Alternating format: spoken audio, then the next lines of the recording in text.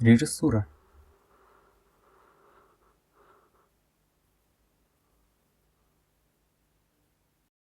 Для меня режиссура — любимое слово «паразит». Работа камеры, композиция, темп. Сколько бы мастеров не работало над каждым элементом в отдельности, ты, зритель, испытаешь эмоцию индивидуально и единовременно. А точно?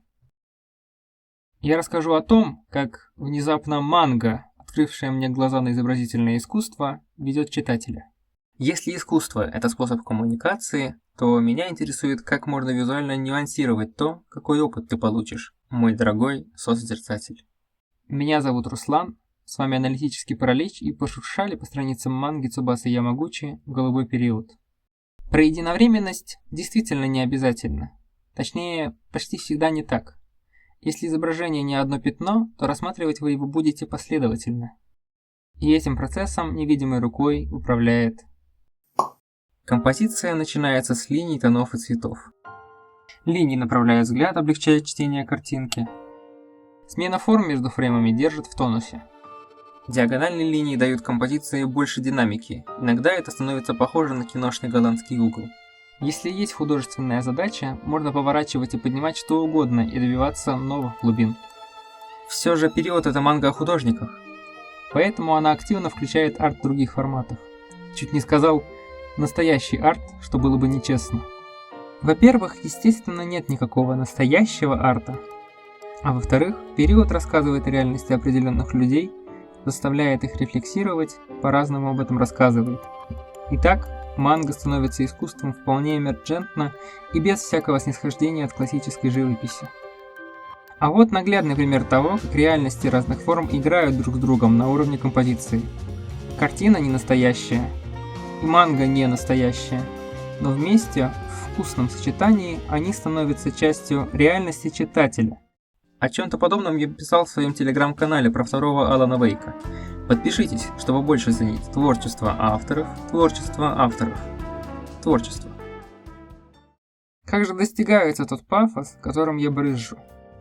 Параллельные линии, ритм и, что мне очень нравится, смена тона между фреймами, делающая картину контрастнее. Нравится, потому что вообще фреймы придумали не для этого. И если японцы иногда еще изощряются под печатный формат, то манхваписцы обычно безмозгло пишут раскадровку, что делает мне очень грустно. Итак, линии должны заставить взгляд изучать изображение полностью. Вернемся к первому примеру. Здесь есть что-то еще, что поддерживает линии. Да, оставались тона. На цвета, к счастью, можно забить. Манга черно-белая. Уйдите, я к вам не готов. Так вот, сбалансированно раскиданные пятна тоже облегчают чтение. Тона придают глубину пространству. И, разумеется, тоже служат инструментом выразительности, который нагружает сцену как здесь, или наоборот, освобождает ее, используя негативное пространство.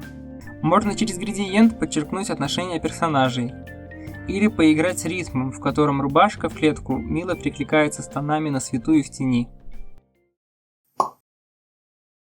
Читая мангу, я иногда не мог понять, почему перспектива некоторых сцен выглядит странно. На больших планах сверху люди стоят будто не в плоскости земли. Зачем и почему так?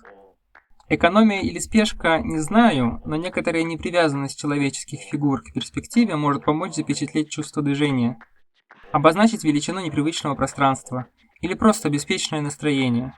Это был ответ на «зачем», а ответ на «почему», возможно, лежит в японской гравюре.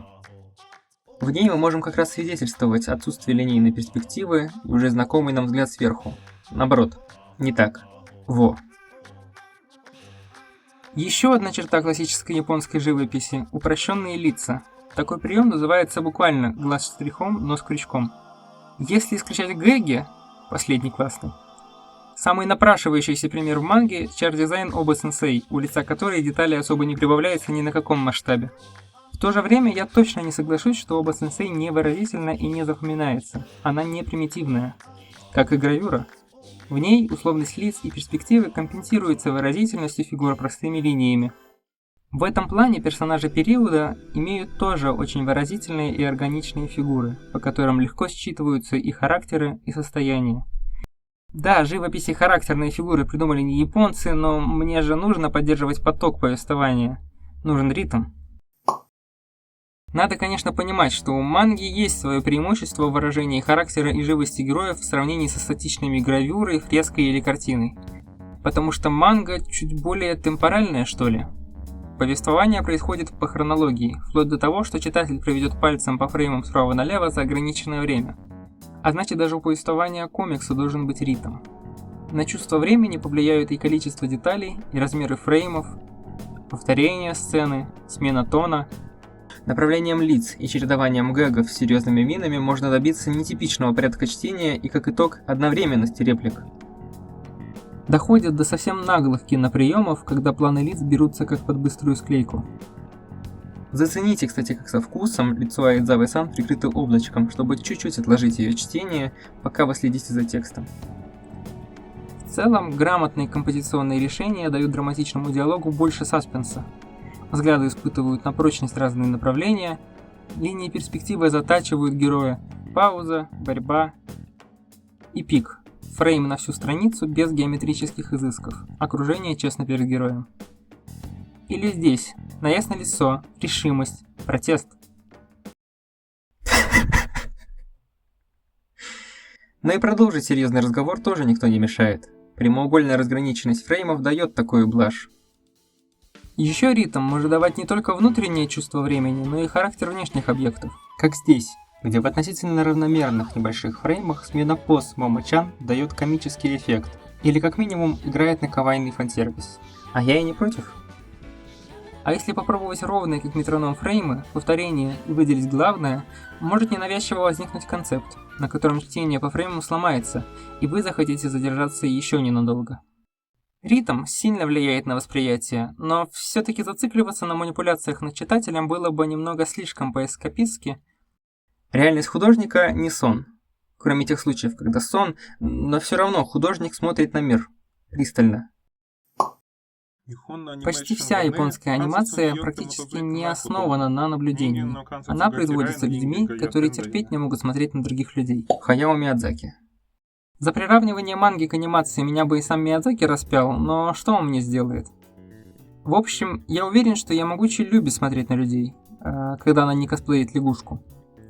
В этой части видео я позволю себе отойти от аналитики и просто признаваться в любви. Я в перманентном восторге с поз-персонажей, с положений рук, с того, как персонажи сохраняют равновесие, как держат грязные руки после еды, или как опираются на колено с просонья. Люблю. Любите творчество. Оставайтесь на связи, если хотите видеть больше моих наблюдений по манге, фильмам, играм или музыке, мира, любви и искусства. Для тех, кто досмотрел, бонус. Дио! Хо, 向かってくるのか。逃げずにこのディオに近づいてくるのか。